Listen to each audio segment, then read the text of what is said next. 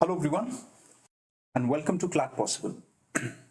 I'm Shrikant Tripathi, and guys, today in today's session we are going to discuss a very important topic that actually is very important with reference to your Clat examination.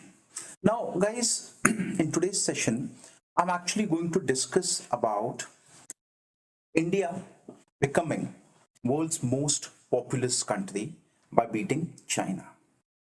Okay, now presently, if you're talking, I'm quoting the figures that India, as the thumbnail also suggests, India at 142 crores. Now, guys, all of us know that when we are talking about the population explosion in India, there are various reasons that attribute to the increasing population in the country.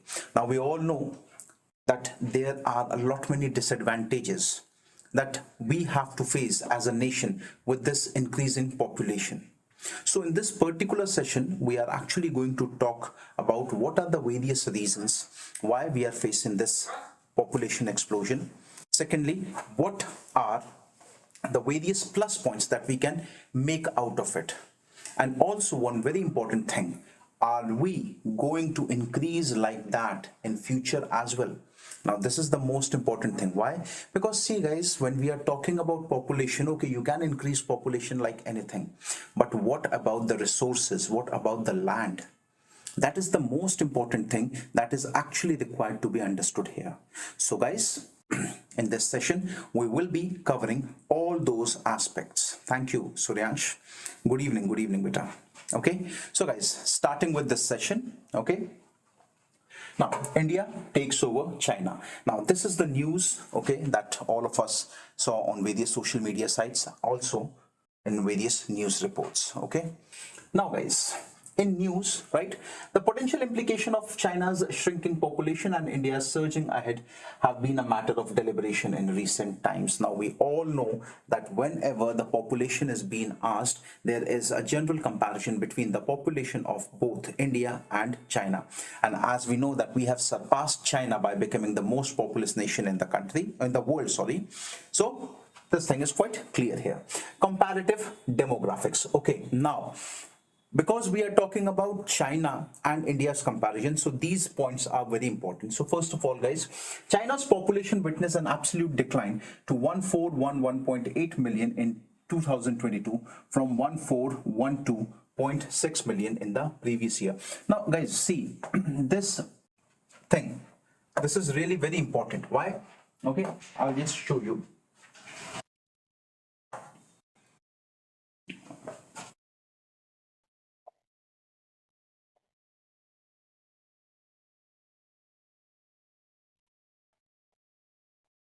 See,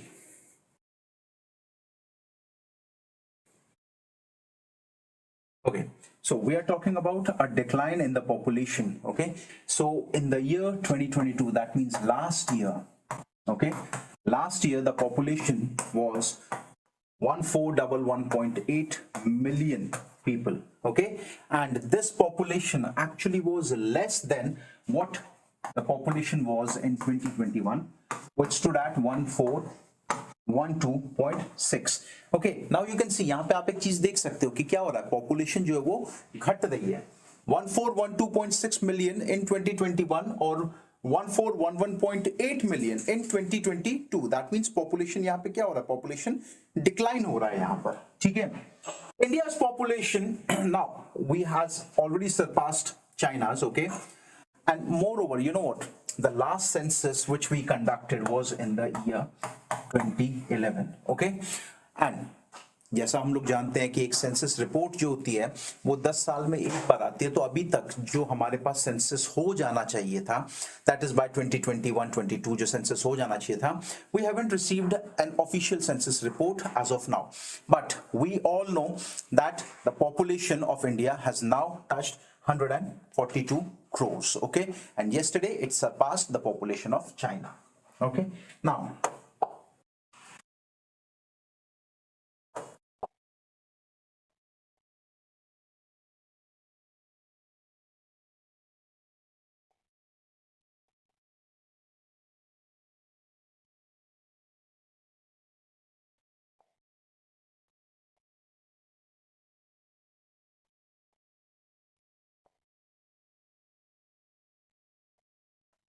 Now, so what are the reasons for change in the demographic dynamics? Now, again, a comparison that we are talking. China's population growth slowed down because of reduced mortality and declining fertility rate. Now, एक कारण जिसकी वजह से China ने अपनी population पर control establish किया है इतनी आसानी से, वो क्या है? We all know that the Chinese population growth actually slowed down by number one, mortality rate घटा है. Mortality rate का मतलब, घटने का मतलब क्या हो गया यहाँ पे?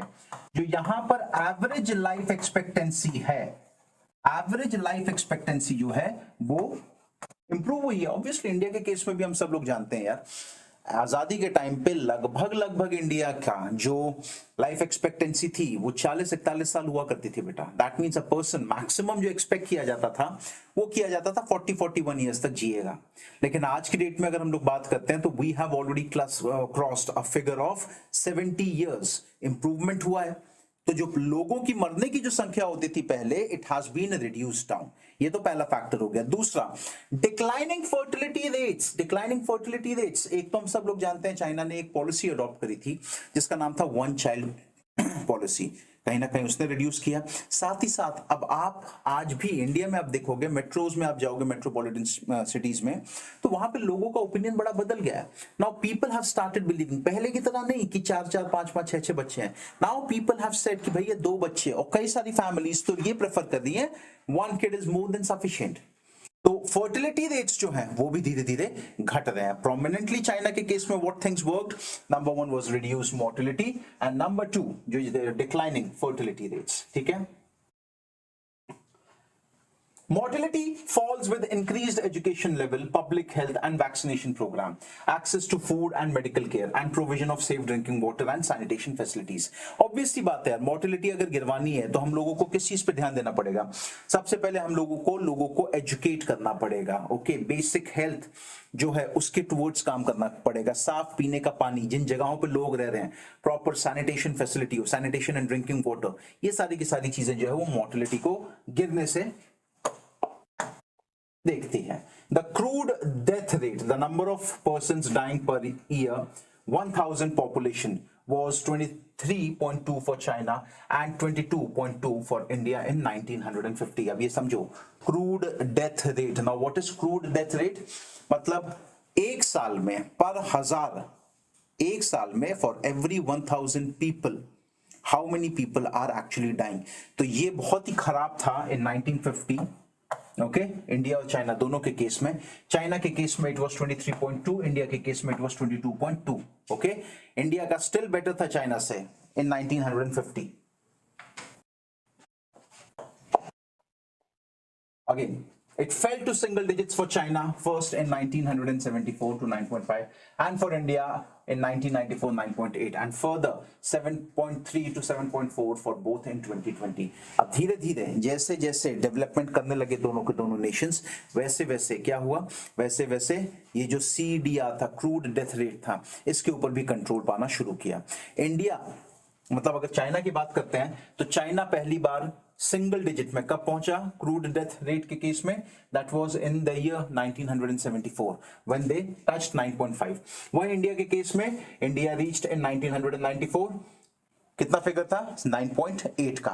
आज प्रेजेंटली अगर हम लोग बात करते हैं तो दोनों इंडिया और चाइना का जो CDR है दैट रेंजेस समवॉट बिटवीन 7.3 से लेकर के 7.4, यानी कि पर 1000 लोगों में every year the total number of people who are dying is 7.3 से लेकर के 7.4. okay, the life expectancy at birth again comparison मैंने आपको बता दिया. 1950 में अगर हम लोग बात करते हैं तो चाइना में it was 43.7, okay, और इंडिया में it was 41.7. वहीं अगर आज हम लोग बात करते हैं तो लाइफ एक्सपेक्टेंसी 2020 में चाइना में 78.1 और इंडिया में it has increased to 70.1. The most important thing, total fertility rate. Now total fertility rate देखिए, total fertility rate is very important. आज के पर्सपेक्टिव में समझना. total fertility rate का मतलब, total fertility rate is the number of babies a woman will deliver in her lifetime. Okay, the number of babies a woman will deliver in her lifetime. Now over the period, okay, 1950 से लेकर के आज ये जो TFR है, ये TFR घटा है. ओके, घटने का मतलब क्या है? घटने का मतलब आप इसी चीज से समझो कि भाई आजादी के टाइम पर 1950s के आसपास इंडिया में एक महिला के औसतन ऑन एन एवरेज 5.7 बेबीज, यानी आप छह बच्चे मान करके चलिए। Same was the case for China as well. वहीं अगर आज हम लोग बात करते हैं TFR in India, so the TFR has fallen sharply for India in the past 3 decades between 1992-93 से लेकर के 2019-21 it has come down from 3.4 से 4। आप इमेजिन करिए हमारे यहां पर we have approached TFR कितना 2, यानी कि औसतन on an average now a woman in India okay is delivering 2 babies। कितना बेहतर है। हम लोगों ने कहीं पे, अगर हम लोग देखिए गवर्नमेंट क्या है, we are not like China कि हमने इंपोज कर दिया कोई रूल। ऑलरेडी सिर्फ अवेयरनेस की वजह से we have come down okay from कहां 5.7 इन ईयर 1950 से आज हम लोग कहां पे पहुंच गए हैं, 2 पर पहुंच गए हैं। So again this is something which is really commendable. अब यार इंडिया की पॉपुलेशन स्टिल बढ़ तो रही है ओके, लेकिन चाइना ने ऐसा क्या किया कि भाई चाइना की पॉपुलेशन स्टैग्नेंट हो गई या एक तरीके से घटने लगी। तो देखते हैं जरा।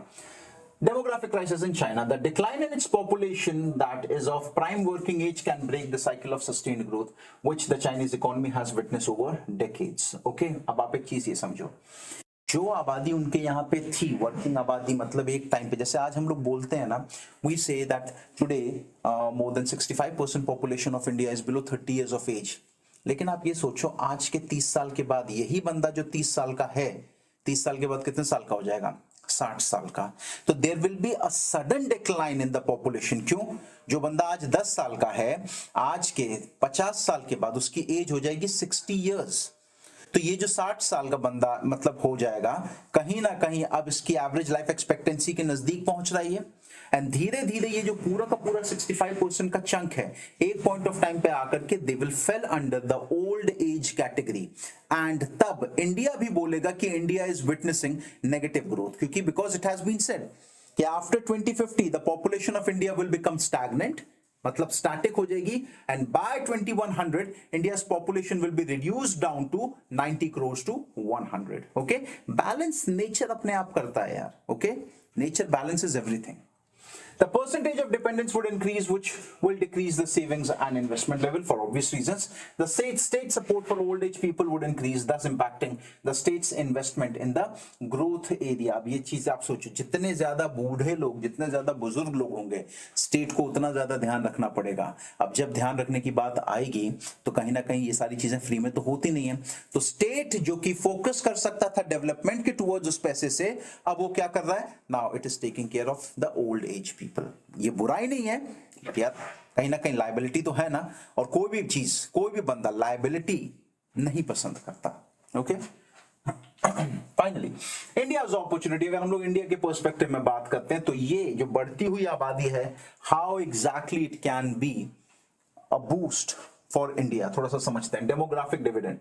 The share of working age population in the overall population has crossed 50% only in 2007, and we peak at 57% during the mid 2030s. This provides India with a golden opportunity to harness the demographic dividend. Prime Minister continuously says 65% of the population is below 30 years. That means working level पे आज नहीं, आज की अगर हम लोग बात करते हैं तो over 50% population in India is under the working category. वही 57% population by mid 2030s, 57% आबादी, लगभग 60% आबादी हिंदुस्तान की वो काम काज में होगी। यानी कि जितने ज्यादा लोग काम करेंगे उतना ज्यादा रेवेन्यू जनरेट होगा, और जितना ज्यादा रेवेन्यू जनरेट होगा उतना ज्यादा पैसा सरकार के पास आएगा, और सरकार उस बढ़े हुए पैसे से क्या कर सकती है, it can take care of lot many things.